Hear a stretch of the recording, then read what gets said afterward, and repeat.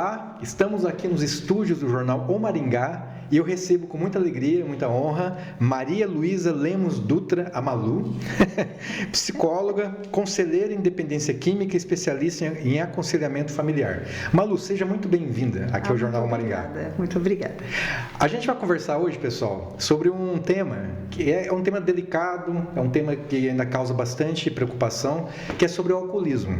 Esse ano, os Alcoólicos Anônimos estão completando 90 anos de existência, que é uma entidade que ajuda pessoas que querem sair do alcoolismo, e a gente achou interessante, a gente está fazendo uma série no Jornal Maringá sobre o assunto, conversar com uma especialista na área, que já trabalhou com esse assunto, que é a Malu, que é psicóloga, né?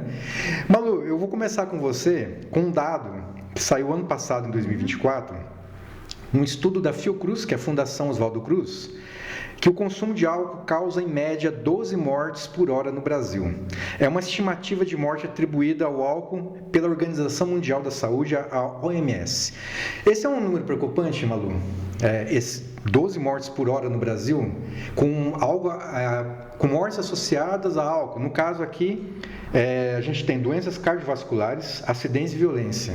Acidentes, né, que a pessoa sabe, né? A pessoa bebe, às vezes pega o carro, né, vai dirigir e sofre um acidente. Esse é um número preocupante? É um número preocupante, sim. Inclusive o alcoolismo, ele causa não só a violência no trânsito, como vários outros problemas, porque é uma doença multifacetada. Ela atinge várias situações. Atinge a família, atinge o trabalho, atinge as relações sociais, atinge a saúde física e até espiritual. Então, esse dado que está aparecendo hoje em tantos acidentes, né, geralmente vão fazer o teste do bafômetro, a pessoa está alcoolizada, né? É muito comum essa situação, é muito preocupante. E aí é só o que é registrado, fora os acidentes que acontecem que não se registram, né? Muita coisa não é registrado, muita coisa é passado panos quentes e tudo bem. É uma situação assim terrível e devia ter muito mais um olhar para essa questão do alcoolismo, que é um assunto grave e que atinge a sociedade como um todo. Tanto faz nível social, tanto faz idade. Não escolhe a classe social, não, né? Escolhe a classe social, não escolhe sexo, não escolhe idade. E é um problema que está aí e pouco se faz na resolução da situação do alcoolismo. Esse dado, inclusive, Malu, a maioria aqui são homens que sofreram. Mas geralmente não é só um homem, né, que é relacionado com o álcool. Você conhece alguns casos de mulheres, né, que têm uma certa dificuldade, inclusive, de tratamento, é isso? É isso. Muitos casos. Eu trabalhei em casa de recuperação feminina, é muito difícil trabalhar com a mulher, é muito mais difícil do que com o homem. Porque a mulher, ela tem o organismo dela funciona diferente do homem. O homem, ele tem um organismo mais aquoso, à base de água. Então, ele quebra as moléculas com mais facilidade. A da mulher não quebra. Então, essa curiosidade faz com que ela amplifique muito mais o seu estado de embriaguez. Ela não... enquanto o homem se recupera de um alcoolismo, ela demora muito mais para se recuperar. Isso sem falar que se misturam, né, muito mais, porque a mulher é muito mais, tem muito hormônio no organismo. Isso complica demais a situação do alcoolismo na mulher. É muito mais complicado, mais difícil de trabalhar e mais difícil até dela aceitar, porque geralmente ela tem que procurar tratamento. E a mulher, hoje em dia, o que acontece, ela geralmente tem jornada dupla, né? Trabalho fora, filhos pequenos, e a situação complica mais quando é na mulher o álcool. Olha só, a gente tem aquela imagem, né? Geralmente o homem, que ele sai para beber com os amigos, né? Aquela história de beber socialmente, isso aí é onde mora o perigo, né? Achar que não... acho que muitos não reconhecem que são alcoólatras, começa por aí, né? Que está bebendo demais, né? E prejudicando a vida. Esse que é o limite, assim... A gente fala assim, né? É o limite do beber social e o beber problema. Quando Quando você deixa de ser um bebedor social para ser um bebedor problema. O problema já diz, né? É quando você começa a ter falhas no trabalho, né? Você começa a se ausentar numa segunda-feira, na sexta-feira você sai mais cedo, é quando você troca muito de emprego, então aí começa a manifestar o seu problema com álcool, é quando você escolhe lugares onde tem álcool, é quando você dá preferência, você faz a tua vida de acordo com os lugares que você vai que tenha bebida, então você automaticamente já está naquela fase de namoro com álcool, e a nossa sociedade, infelizmente, ela promove, né? Promove o álcool, promove as comemorações, tudo tem que brindar, né? É aquela ideia de ter prazer em alguma coisa. Ah, mas eu mereço tomar uma no final do dia, trabalhei o dia todo, eu mereço, né? Então, com essa ideia é que se começa, né? De festejar, de encontrar amigos, de descontração, né? Então, o álcool entra nessa associado área. Ao lazer. Associado ao lazer, aos amigos, ao prazer. No eu mereço, né? Eu mereço ser feliz. E por aí vai. Só que muitas vezes as pessoas não ficam só nessa fase. Começam a vir outras fases e aí começam o problema, de fato, para depois se estabelecer lá na frente, por um período um pouco mais longo, o alcoolismo. A diferença, geralmente a gente fala assim da droga e do álcool, o consumo é o tempo. No alcoolismo ele vai um pouquinho mais lento, o vício. Na droga ele vai mais rápido. Por causa do efeito. Por causa do efeito. Essas drogas que não são legalizadas. Porque o álcool seria uma droga legalizada. O álcool é lícito, né? Você compra em qualquer lugar, né? Você acha em qualquer prateleira, de qualquer bar, qualquer boteco.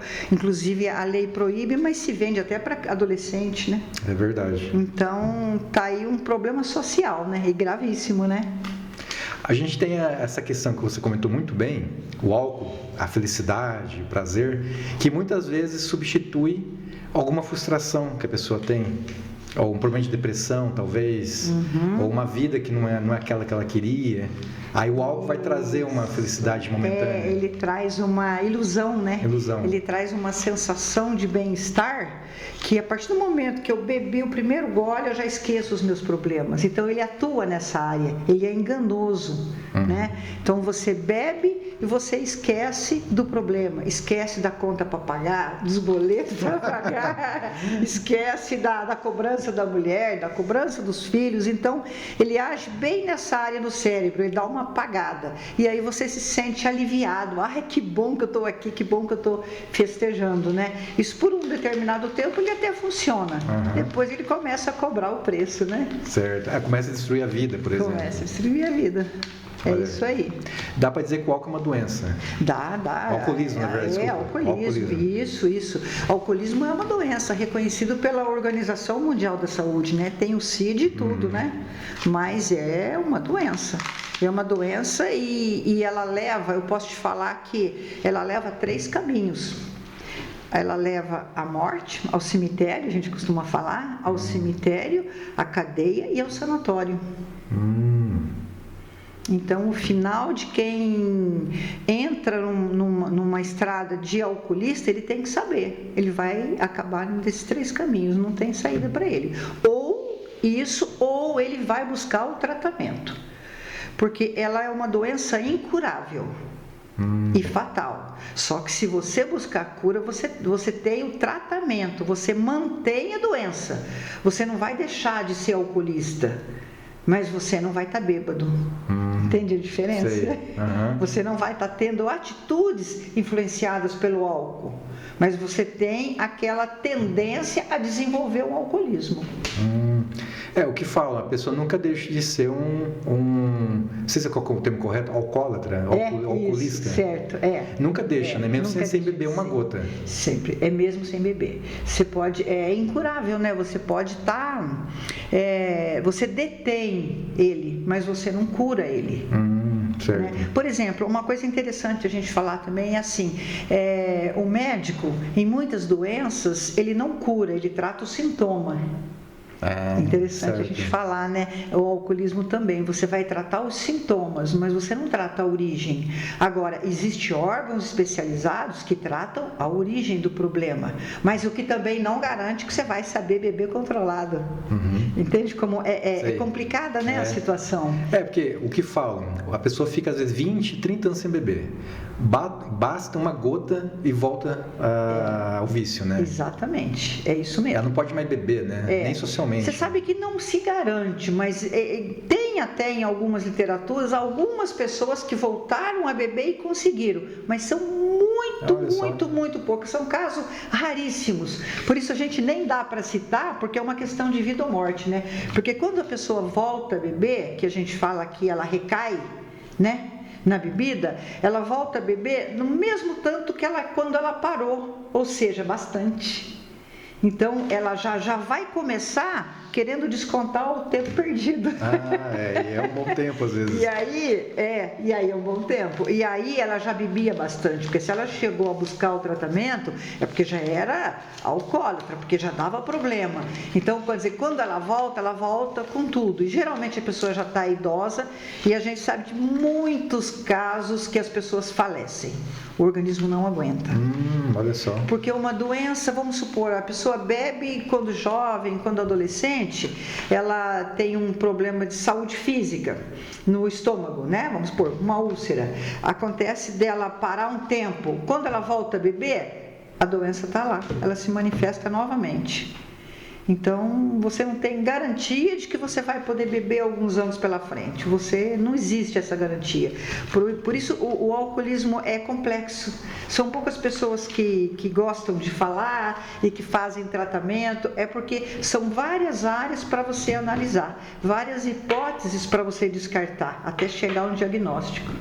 Certo. Entendeu? E como é que o mundo da psicologia, da sua área, né, encara esse tipo de problema? A gente tem lá, é claro, tem os médicos, né, que tem uma visão, né, o pessoal da área da saúde que faz, que cuida do biológico, digamos assim.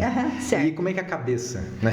Então, a psicologia, ela vai tratar um alcoólatra, muitas vezes a gente apanha bastante.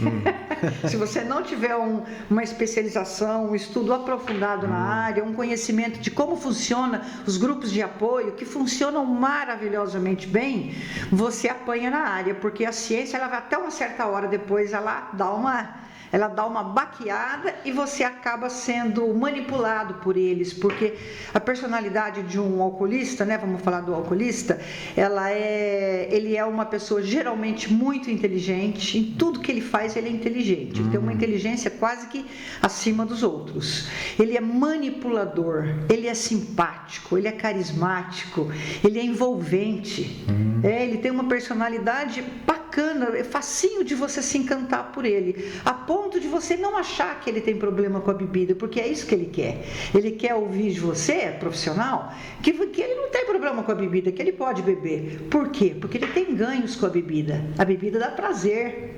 A bebida faz esquecer uma série de problemas, a bebida traz aquele encontro social com os amigos, é uma questão de merecimento, né? Então ele acha, eu mereço estar com meus amigos, eu mereço esse momento de... Por aí vai. Tem que tomar cuidado para não cair, né, então, na manipulação. Muito cuidado na manipulação. Muito cuidado. Eu até comentei com você, eu trabalhei em casa de recuperação para mulheres, né, feminina, e a maior dificuldade no tratamento com a mulher é fazer com que ela aceite, com que ela se desvista das mentiras dela, da manipulação, das histórias que elas contam. Elas são muito dissimuladas, a palavra. Olha só. Então elas são muito dissimuladas. Então você ouve uma história e de repente no outro dia você vai ouvir a história diferente. Na outra semana nem é mais aquela história, nem existiu. Então essa manipulação é característico de quem usa álcool. É muito característico. Manipulação é número 1 na hora do atendimento. Com eles. Certo. Então não é fácil. E um tratamento, ele é recomendado algum tipo de remédio, alguma coisa? Não sei se a psicologia tem isso, né? Se recomenda? Não, o tratamento geralmente ele é associado, como a doença ela afeta o físico, o psicológico, o social e até o espiritual, o tratamento tem que ser feito nessas áreas, em todas essas áreas. Certo. Então, por exemplo, o físico trata o médico. Toda casa de recuperação, ela tem um médico psiquiatra.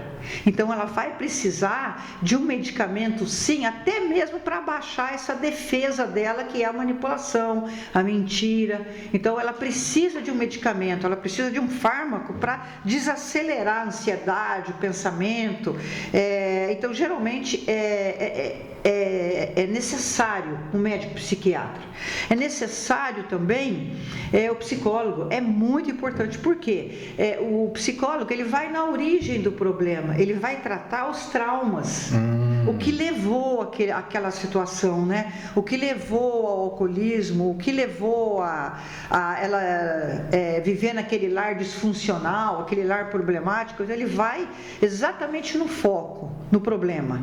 E não podemos descartar também que toda casa de recuperação tem que ter o lado espiritual, ou é um padre, ou é um pastor, ou essa assistência é muito importante para elas. Elas precisam acreditar em alguma coisa, elas precisam aprender a ter fé e também, claro, em algum momento da vida ter gratidão, né? Então elas começam a lidar com os sentimentos que elas não estavam acostumadas e de repente nem conheciam, né?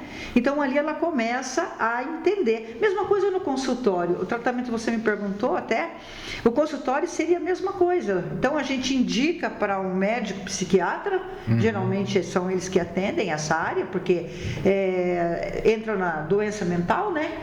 E geralmente a gente indica também para ela procurar uma religião, seja lá qual for. Ela tem que se engajar em alguma coisa para ela se sentir amada, para ela se sentir aceita, para ela se sentir igual novamente. É aí que começa o tratamento. Então são várias áreas a ser trabalhada, não é uma só. Por isso que muita gente começa o tratamento e não acaba, porque ou não tem fé, ou não quer falar com um padre, com um pastor, ou com até um aconselhador, né?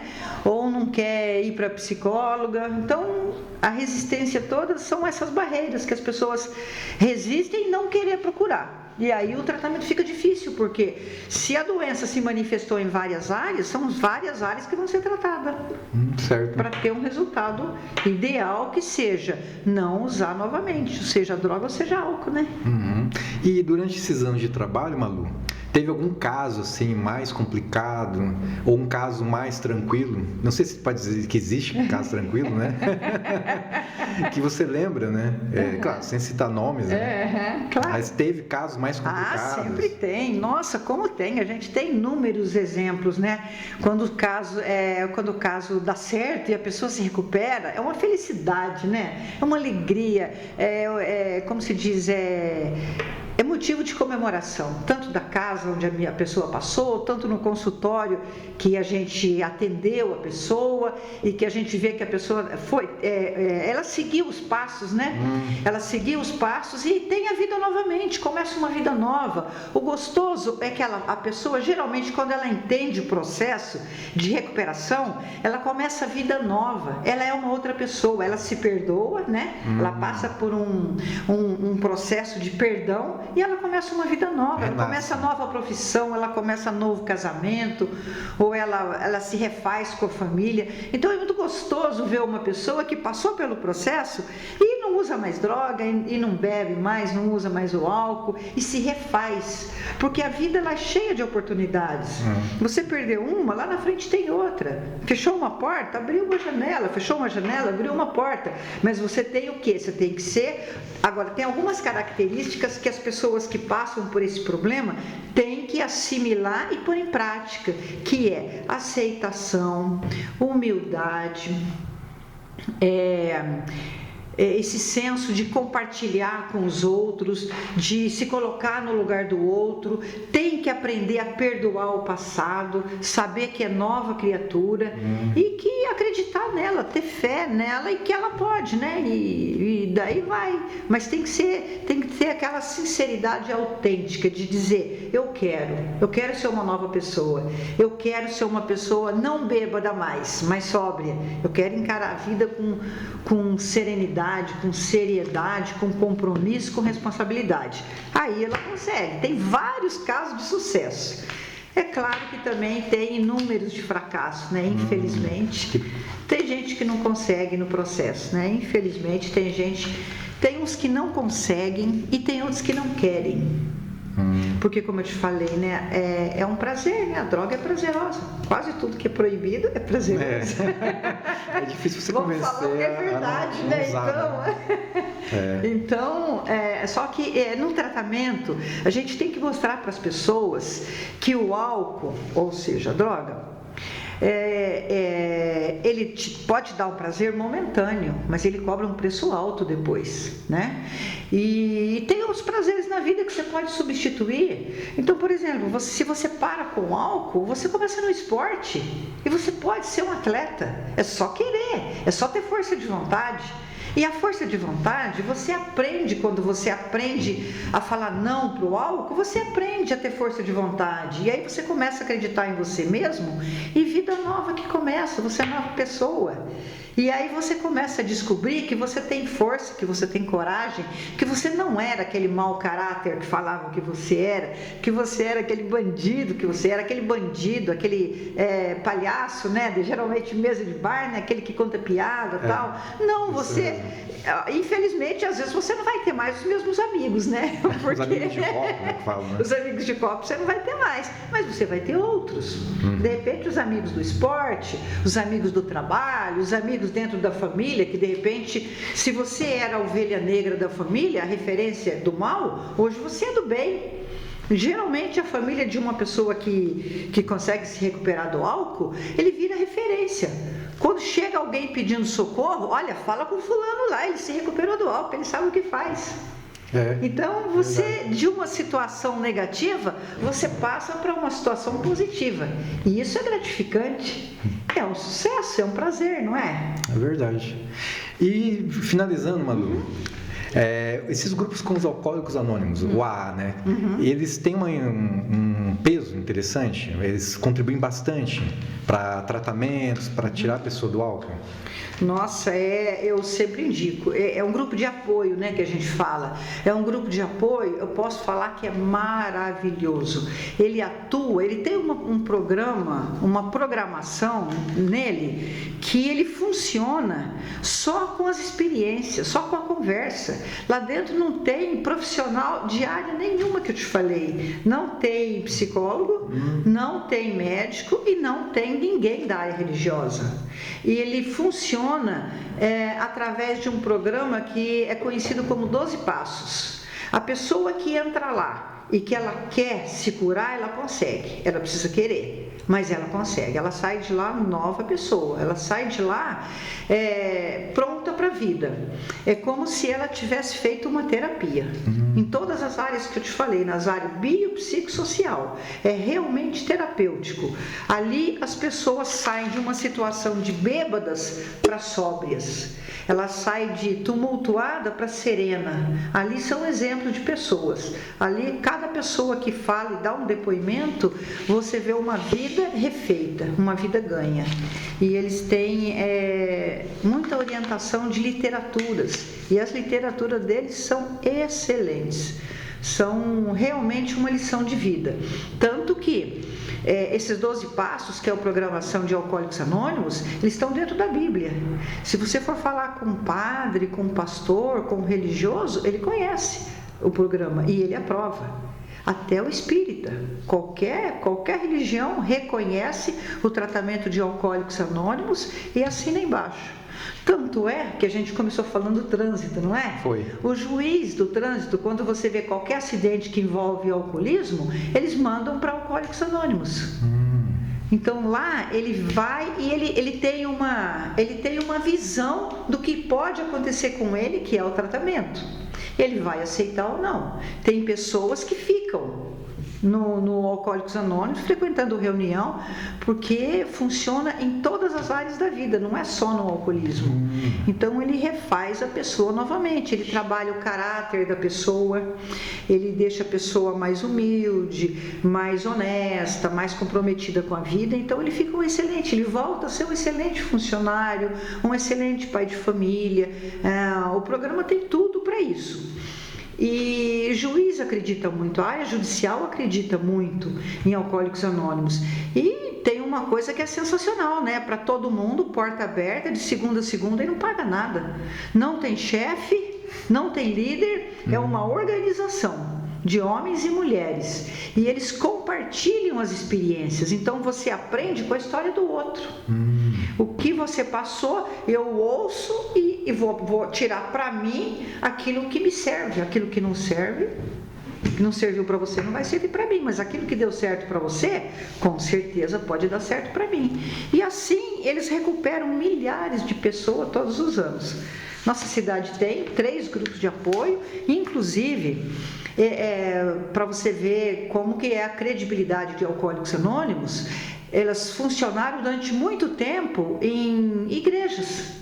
Geralmente, padre da Igreja Católica, ele cede uma sala da paróquia para eles se reunirem, para ver como o programa é bem aceito, é bem visto e o resultado é positivo. É muito assertiva a abordagem deles. Então, é sensacional. Quem não puder, quem não quiser ir num profissional, que vá nesse grupo. É lógico que o ideal é procurar os profissionais, né, da área, mas esse grupo de apoio funciona maravilhosamente bem, né? Mas aí, inclusive, falando de Alcoólicos Anônimos, né, o programa ele é tão bacana, tão perfeito, tão bem montado, que foi adaptado para Narcóticos Anônimos, que é outro grupo, são usuários de droga, mas tem uma outra abordagem, um pouquinho diferente. Eles funcionam com os 12 passos. E aí você fala, mas é só? Não, tem muito mais. Tem as pessoas que têm problema com obesidade, que também tem um grupo chamado Comedores Compulsivos Anônimos. E por aí vai, tem Endividados Anônimos, aí tem uma série que já até vira piada, né? Mas que afetam o ser humano, que geralmente começa da ansiedade.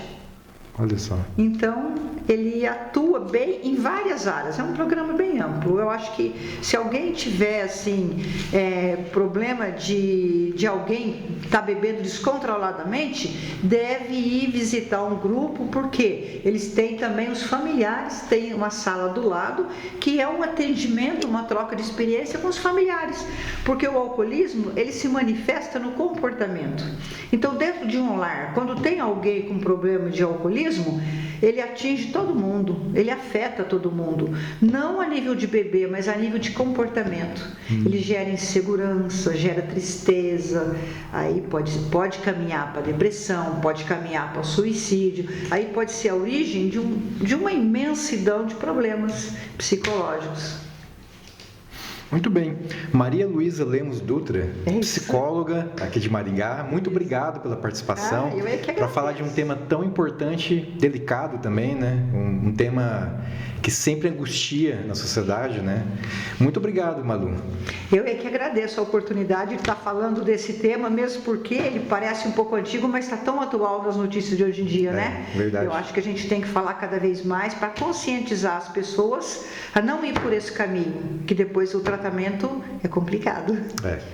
Muito obrigado. E obrigado à audiência de vocês. Obrigada.